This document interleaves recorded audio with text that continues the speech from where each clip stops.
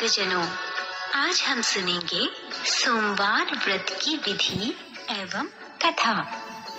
सोमवार व्रत की विधि। सोमवार का व्रत साधारणतया दिन के तीसरे प्रहर तक होता है। व्रत में फलाहार या पारण का कोई खास नियम नहीं है, किंतु यह आवश्यक है कि दिन रात में केवल एक ही समय भोजन करें। सोमवार के व्रत में शिव जी, पार्वती जी का पूजन करना चाहिए। सोमवार के व्रत 3 प्रकार के हैं। साधारण प्रति सोमवार, सौम्य प्रदोष और 16 सोमवार। विधि तीनों की एक ही जैसी है। शिव पूजन के पश्चात कथा सुननी चाहिए। प्रदोष व्रत 16 सोमवार। कथा तीनों की अलग अलग है, जो आगे लिखी गई है। सोमवार व्रत कथा। एक बहुत धनवान साहूकार था, जिसके घर धन आदि किसी प्रकार की कमी नहीं थी, परंतु उसको एक दुख था कि उसके कोई पुत्र नहीं था।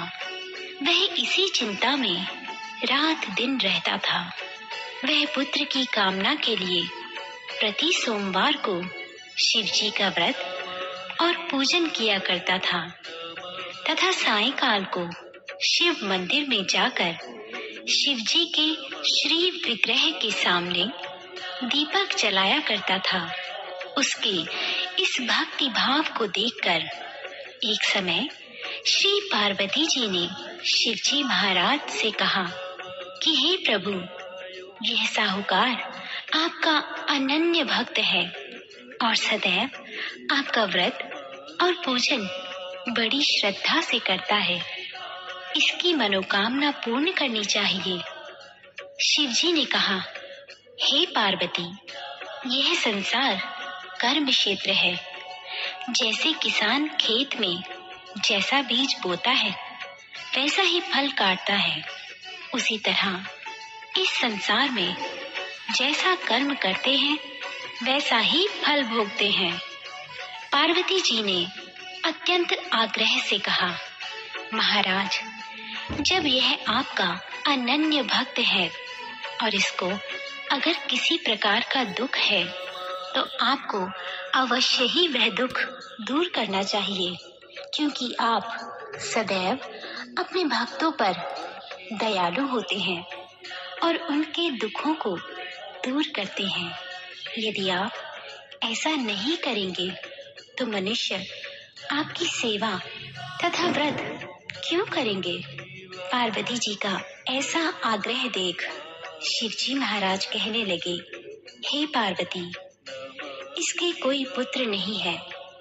इसी चिंता में यह अति दुखी रहता है। इसके भाग्य में पुत्र ना होने पर भी मैं इसे पुत्र की प्राप्ति का वर देता हूँ, परंतु यह पुत्र केवल 12 वर्ष तक जीवित रहेगा। इसके पश्चात वह मृत्यु को प्राप्त हो जाएगा। इससे अधिक मैं और कुछ इसके लिए नहीं कर सकता। ये सब बातें साहूकार सुन रहा था। इससे उसको न कुछ प्रसन्नता हुई और न ही कुछ दुख। वह पहले जैसे ही शिव जी महाराज का व्रत और पूजन करता रहा। कुछ काल व्यतीत हो जाने पर साहूकार की स्त्री गर्भवती हुई और 10वें महीने में उसके गर्भ से अति सुंदर पुत्र की प्राप्ति हुई।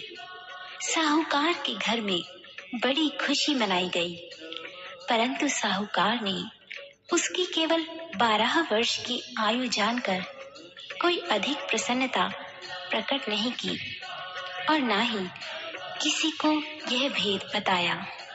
जब वह बालक 11 वर्ष का हो गया तो उस बालक की माता ने उसके पिता से विवाह आदि के लिए कहा। तब वह साहूकार कहने लगा कि अभी मैं इसका विवाह नहीं करूंगा। अपने पुत्र को काशी जी पढ़ने के लिए भेजूंगा। फिर साहूकार ने अपने साले अर्थात बालक के मामा को बुलाकर उसको बहुत सा धन देकर कहा, तुम इस बालक को काशी जी पढ़ने के लिए लेकर जाओ और रास्ते में जिस स्थान पर भी जाओ यज्ञ करते और ब्राह्मणों को भोजन कराते जाओ। वह दोनों मामा भांजे यज्ञ करते और ब्राह्मणों को भोजन कराते जा रहे थे। रास्ते में उनको एक शहर पड़ा। उस शहर में राजा की कन्या का विवाह था और दूसरे राजा का लड़का जो विवाह कराने के लिए बारात लेकर आया था वह एक आंख से काना था। उसके पिता को इस बात की बड़ी चिंता थी कि कहीं वर को देख कन्या के माता पिता विवाह में किसी प्रकार की अड़चन पैदा न कर दे। इस कारण जब उसने अति सुंदर सेठ के लड़के को देखा तो मन में विचार किया कि क्यों ना दरवाजे के समय इस लड़के से वर का काम चलाया जाए। ऐसा विचार कर वर के पिता ने उस लड़के और मामा से बात की तो वे राजी हो गए। फिर उस लड़के को वर के कपड़े पहनाकर तथा घोड़ी पर चढ़ा दरवाजे पर ले गए और सब कार्य प्रसन्नता से पूर्ण हो गया।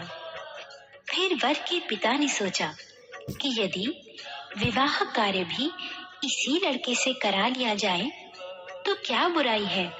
ऐसा विचार कर लड़के और उसके मामा से कहा, यदि आप फेरों और कन्यादान के काम को भी करा दे तो आपकी बड़ी कृपा होगी और मैं इसके बदले में आपको बहुत कुछ धन दूंगा। तो उन्होंने स्वीकार कर लिया और विवाह कार्य भी बहुत अच्छी तरह से संपन्न हो गया। परंतु जिस समय लड़का जाने लगा तो उसने राजकुमारी की चुंदड़ी के पल्ले पर लिख दिया कि तेरा विवाह तो मेरे साथ हुआ है, परंतु जिस राजकुमार के साथ तुझको भेजेंगे वह एक आंख से काना है और मैं काशी जी पढ़ने जा रहा हूँ। लड़की के जाने के पश्चात उस राजकुमारी ने जब अपनी चुंदड़ी पर ऐसा लिखा हुआ पाया तो उसने राजकुमार के साथ जाने से मना कर दिया और कहा कि यह मेरा पति नहीं है, मेरा विवाह इसके साथ नहीं हुआ है, वह तो काशी जी पढ़ने गया है। राजकुमारी के माता पिता ने अपनी कन्या को विदा नहीं किया और बारात वापस चली गई। उधर सेठ का लड़का और उसका मामा काशी जी पहुंच गए। वहां जाकर उन्होंने यज्ञ करना और लड़के ने पढ़ना शुरू कर दिया।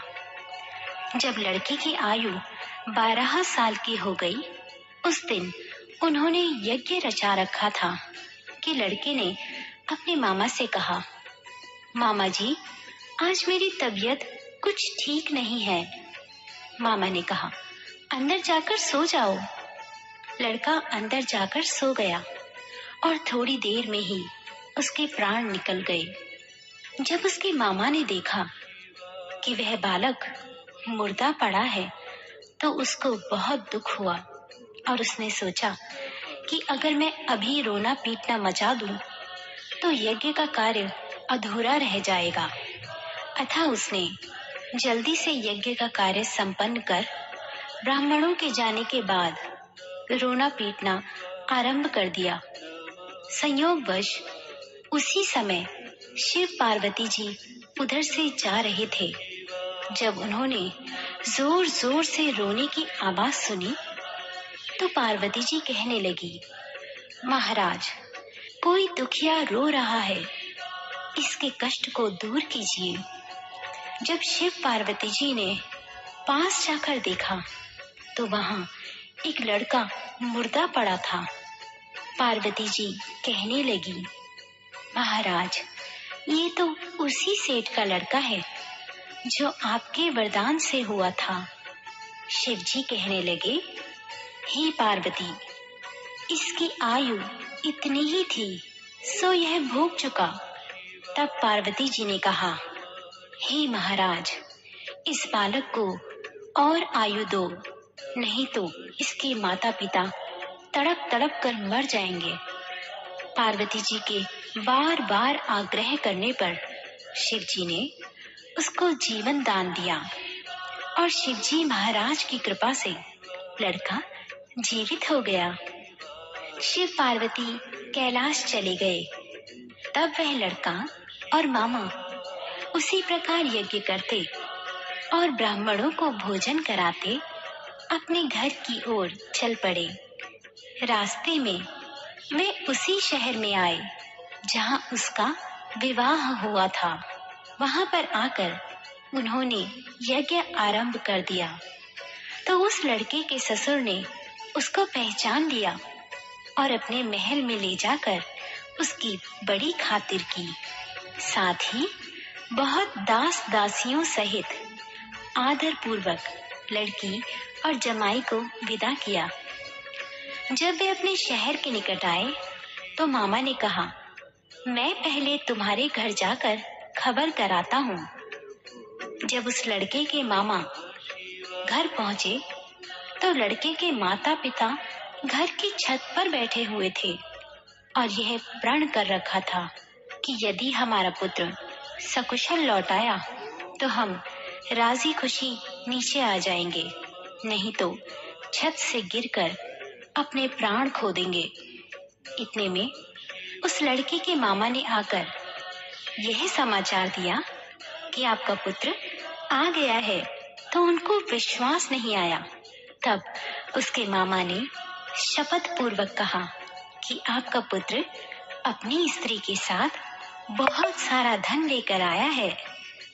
तो सेठ ने आनंद के साथ उनका स्वागत किया और बड़ी प्रसन्नता के साथ रहने लगा।